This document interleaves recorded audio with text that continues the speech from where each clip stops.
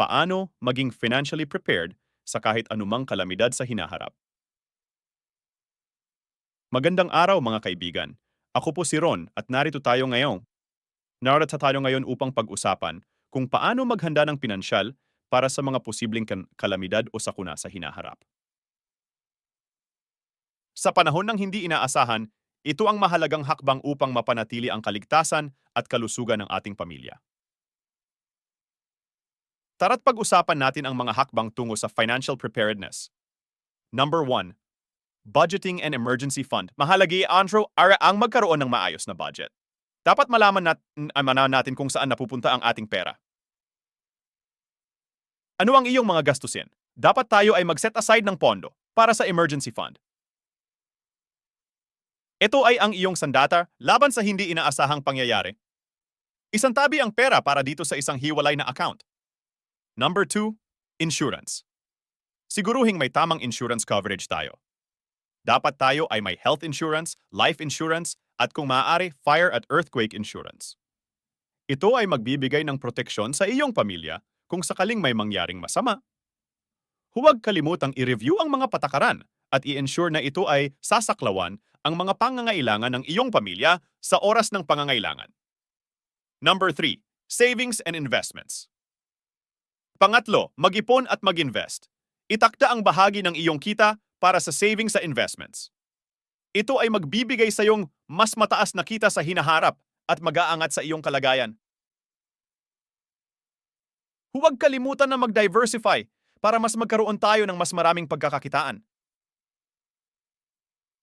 Ito ang susi para sa pangmatagalang financial stability.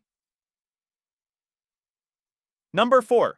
Community and disaster preparedness. Pang-apat, maging handa sa ating komunidad. Sumali sa mga local disaster preparedness programs. Ito ay makakatulong na mapanatili tayong ligtas sa mga panahon ng kalamidad. Maari rin tayong magtayo ng emergency kit at magkaroon ng evacuation plan para sa ating pamilya.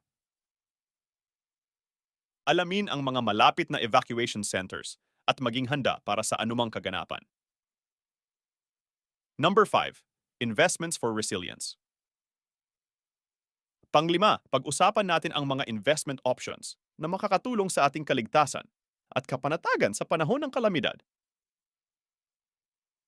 Maaaring mag-invest sa mga solar panels para magkaroon ng sariling kuryente sa panahon ng brownout. Isa itong hakbang sa pagiging self-sustainable. Pwede rin nating gamitin ang ulan sa pamumuhay sa pamamagitan ng rainwater harvesting systems. Number 6. Estate planning. Huwag natin kalimutang magplanong mabuti tungkol sa ating mga ari-arian. Dapat tayo ay mayroong last will and testament at estate plan. Ito ay makakatulong sa pagmamana ng mga ari-arian ng maayos. Huwag nating hayaang masayang ang lahat ng ating pinaghirapan. Isipin natin ang kaligtasan at kinabukasan ng ating pamilya. Sa tulong ng mga hakbang na ito, magiging mas handa tayo sa mga kalamidad o sakuna sa hinaharap.